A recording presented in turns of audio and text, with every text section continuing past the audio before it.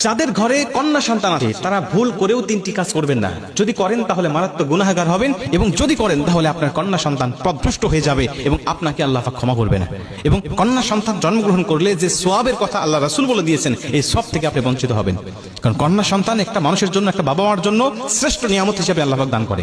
কন্যা সন্তান এতটাই নিয়ামতপূর্ণ, এই যখন আল্লাহ পাক যার ঘরে পাঠায়, রহমত বরকত দিয়ে আল্লাহ পাক সেই ঘরটাকে পরিপূর্ণ করে দেয়।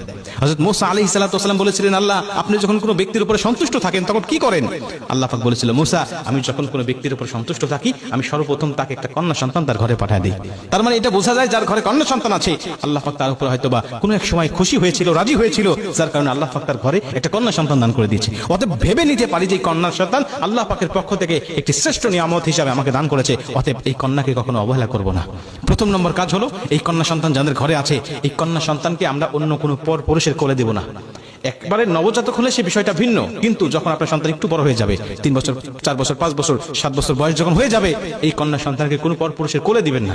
কারণ মানুষ, কিছু কিছু মানুষের চরিত্র পশুর থেকেও নিকৃষ্ট। আল্লাহ পাক বলেন, উলাইকা কাল আনআম বাল হুম আদল, এরা হলো চতুষ্পদ জন্তুর ন্যায়, বরং তার থেকেও নিকৃষ্ট। বর্তমান সময়ে আপনারা দেখেছেন ছোট বাচ্চা থেকে শুরু করে নিয়ে 80 বছরের বৃদ্ধা পর্যন্ত কিন্তু কিছু কিছু মানুষের হাতে নিরাপদ নয়। অতএব আপনার সন্তানকে সবসময় লজ্জা, শালীনতা শিক্ষা দিবেন। অন্য কোনো পর পুরুষের কোলে আপনি বসাবেন না। এতে কি হবে? সে হোক ভালো, কিন্তু আপনার কন্যা সন্তানের লজ্জা শরম নষ্ট হয়ে যাবে। আল হায়া ও শু'বাতুম মিনাল ঈমান, নবীজি বলছে লজ্জা শরম হলো ঈমানের অঙ্গ। আপনার সন্তানের কিন্তু লজ্জা শরম ভাঙতে থাকবে। অতএব ছোট্ট থেকেই আপনি তাকে লজ্জা শিক্ষা দিবেন। এটা হলো ঈমানের একটি অংশ, এটা আপনাকে শিক্ষা দিতে হবে। কন্যা সন্তান কোনো পর পুরুষের কোলে দিবেন না, বসাবেন না। সোফায় বসে আছে, আপনি তার কোলে আপনার কন্যা সন্তানকে বসাবেন না। 2 নম্বরে, এই কন্যা সন্তানকে যখন বাইরে পাঠাবেন তখন আপনি তাকে একা একা ছেড়ে দিবেন না।